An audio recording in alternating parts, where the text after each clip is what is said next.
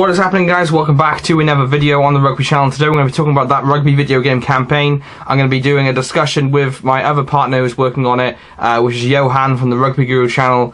We're going to be talking about licenses, stadiums, modes and everything, what we think is going to be in the game. Basically discussing what all you guys want to know.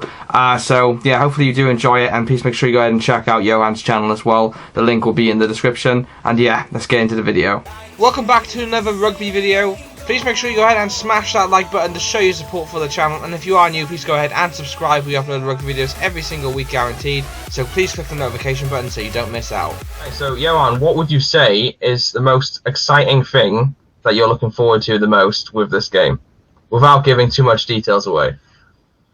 Well, look, Andrew, the thing is, we've been craving a decent rugby game for so long, and if I can help make that game, it will be remarkable, because I mean, I've got so many ideas that I want to use, and if they can actually tell me, listen, get involved, help us make this game, I think that's something that I'm really looking forward to. Yeah, the same here. I mean, although we're not qualified in developing and stuff, it is pretty interesting, and it is quite exciting that we're now into the point where this game is like 80% chance it's actually going to be made. It's pretty amazing, to be honest. Yeah. Go ahead. Continue. It's fine. No, go on. It's fine. No, I was actually at the point of giving away something, so let me rather just not say that. What can we talk about now? In terms of licenses, what would you think then if we were losing, let's say we didn't get some of the top 5 teams? Would you say that's a big deal, or would you say as long as there's enough licenses there? Is that a good thing, or? You know, I'm actually very strict on my opinion. Sorry. I'm very strict about my opinion on rugby licensing, because for me that kind of sets the platform for a rugby game. If you can't get all the licenses, then it's already, I wouldn't say it's going to be not so good. I mean, it's been ages since we've had a decent Rugby World Cup mode with all the teams licensed. I think it's something that we really must be very strict on when making a decent rugby game. Is you're going to need basically all the top team licenses, and anything after that will be a bonus for me. I know you might have a different opinion on that. I don't know. I mean, no, I agree with you. At the end of the day, you want as many licenses as possible, and obviously I agree with you about the Rugby World Cup. Even if you can't get the license for the Rugby World Cup, you still want to have all the teams there. So, yeah, I mean, it would be nice to see. Whether we can do that or not, I don't know. But one thing we can mention as well, to everybody watching, is this game will probably be the most high-budgeted rugby game since Rugby 08 by EA Sports. Going by a bit of research and obviously our budget, we know how much the game is worth. Obviously, I can't reveal anything. So, realistically, going by the budget which you know we have, do you reckon we'll be able to get at least the top 20 teams? I think so, Andrew. I think we're in a good position, because what we've achieved so far with you getting a few licenses that I'm not going to mention at this stage, I think it could be quite easy to persuade the people or the teams to get involved in this game, because I think a lot of people and players and teams and even countries wants to be involved in a rugby game. They just don't know how to do it, and if we give them that option, I think they sure as hell will want to be part of it. Yeah. Because what I can also say as well, so far, I'm trying to think how many national teams we have. So we have them. So we have about 5 international teams so far that want to be on it. Obviously, they're waiting for a contract. We have 1 professional league as well for clubs and stuff, which has never been in a rugby video game. So that will probably be absolutely amazing. I think if we can get more leagues that have never been in a game as well as the main ones, I think we're stepping in the right direction. I heard somebody said that we should try and get the Argentinian professional league. What do you think of that one? Which one is that? The SLAR or? No, not that one. No, that's the South America one. There's an Argentinian like a Premier League or something for clubs. I don't know if it's called that, but what do you think? Yeah. The thing with Argentinian rugby, I'm quite surprised that they haven't made too much stride in the last couple of years. And you've seen in all the rugby games that they've never been licensed. So I don't know if it's an issue with the team and the leagues itself, or whether they just have never been contacted to be part. And especially with Augustin Pichot wanting a new rugby game coming from Argentina, Yeah. I would imagine that they do want to be in a game. I just don't know if they've ever been contacted. Yeah, because like some of the teams that we have actually got licensed have never actually been contacted for a rugby video game, which is very surprising. Because I've actually got so many numbers on my phone now, which is absolutely crazy. And literally, I'm asking them, can I have do you want to be in the rugby video game and stuff like that? And they have said yes. They're obviously waiting on contracts and legal terms and stuff like that, which we can't really do until we get a publisher. But yeah, I'm surprised. Like with Rugby Challenge 4 coming out, some of these teams are quite big, as you know. I mean, for Israel, we have 2 teams there that are usually always in the Rugby World Cups. So for them not to really ever be asked to be in a video game and they welcome us with open arms, it's quite surprising, isn't it? It is, and that just tells me that it's not been a major thing with all the rugby games. And it tells me again that they're not listening to the fans, because I mean there's so many people that wants all the licensed teams. Even with Rugby Challenge 4 coming out now, we don't have a lot of licensed teams and competitions, and it's a talking point.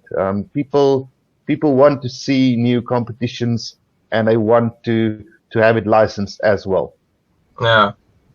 Yeah, so going on then, the stadiums. Stadiums might be a bit of an issue, because with the stadiums, I don't know anybody watching, it is pretty difficult to get them, because obviously usually the teams don't own the stadiums, they're owned by a company, so you've then got to reach out to the company in order to get them.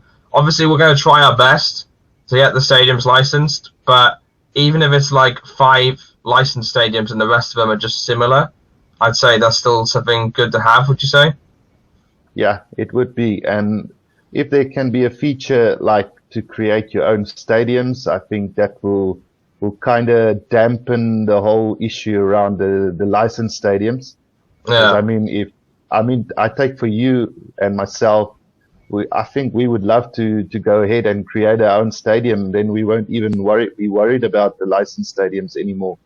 No, exactly, yeah. Because then obviously you can just assign them to the teams then. Because realistically, let's be honest, we're not going to get every single team stadium. There's no chance. Because the amount of professional teams all around the world, if we're going to literally try and get as many leagues as well, it's going to be impossible to get every single stadium in there. Because then you're going into hundreds and hundreds and hundreds.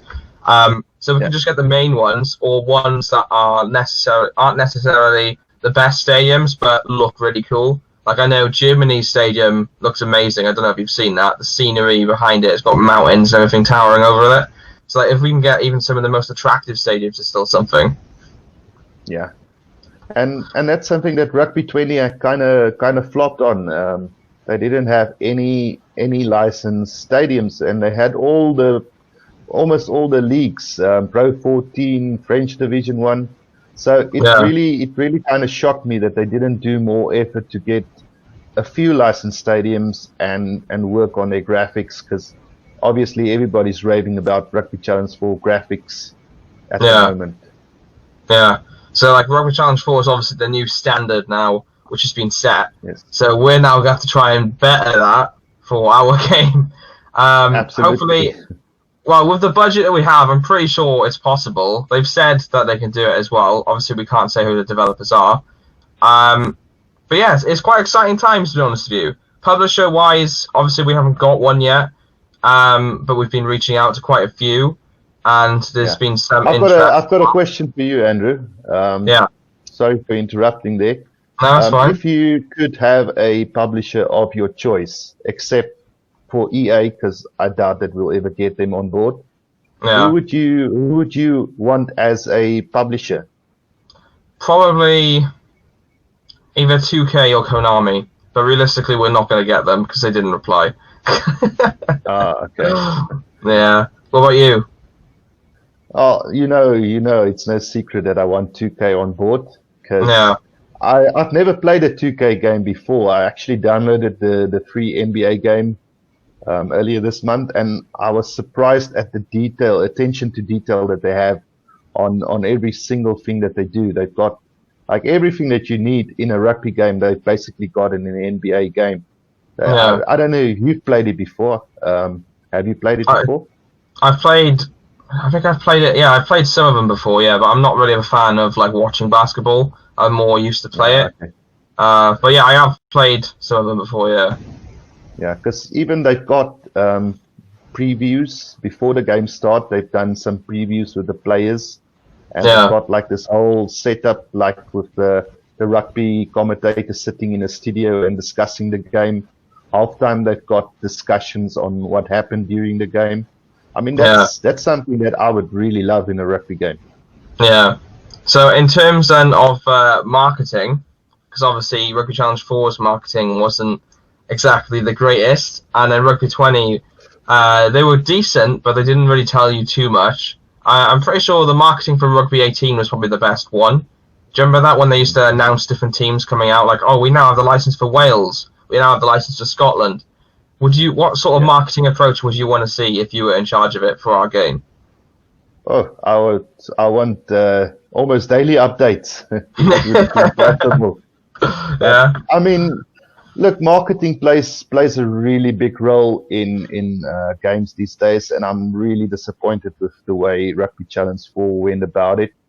Yeah. It's something that they need to look at. They need to go and have people that's going to sit and look at the messages every single day and respond to what they want, and then make Yeah. a video basically weekly to bring out and keep the players or the fans satisfied until the game comes out.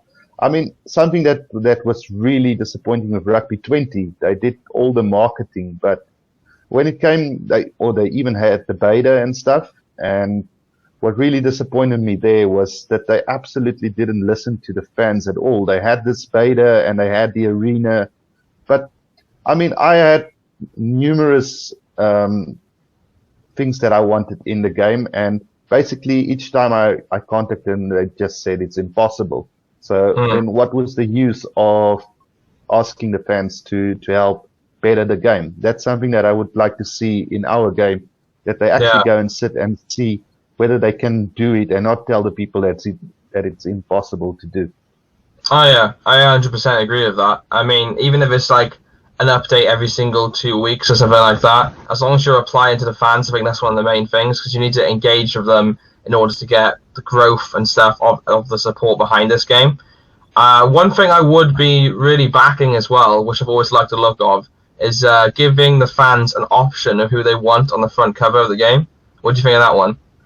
Exactly, because I mean, they've all went wrong with it. The whole approach from both games. Rugby Yeah. 20 had Johnny Sexton on front, who wasn't even their best player in the game and hasn't had too much influence in the game of rugby the last 2 years or so. Yeah. So that is something you need to go with a fan favorite. I know Maro Itoje is one of the fan favorites to be on a cover, and Yeah. I don't know if he's on Rugby Challenge 4 cover as well in the background. I don't think so. I don't know. Yeah, they don't listen to the fans when it comes to that. So that's Yeah. something that they need to have a look at as well if we get to make this game. Yeah. Oh, okay. I think we've covered as much as we possibly can at the moment. I would Yeah. say, because obviously we can't really reveal too much. But if it's all right with you, I'm pretty sure everybody would want to have an update video, say every week or every 2 weeks. So if you're Yeah. up for that, then maybe we can do this again. Yeah. Okay, so hopefully you did enjoy the video. Please make sure you go and smash the like button down below to show your support. Let me know in the comment section as well what you thought. Are you excited for this game? I'm really excited. It's unbelievable how well it's going so far. So yeah, hopefully you guys stay patient and look forward to this game. Please make sure you go and subscribe as well to stay up to date of what's happening with this. Obviously, I'm literally the founder of this whole thing. So whenever there's an update, I'll make a video on it. So please go ahead and subscribe. And like I said, check out Johan's channel as well. And yeah, thanks for watching, guys. I've been Andrew. I will see you in another video. Peace out, guys.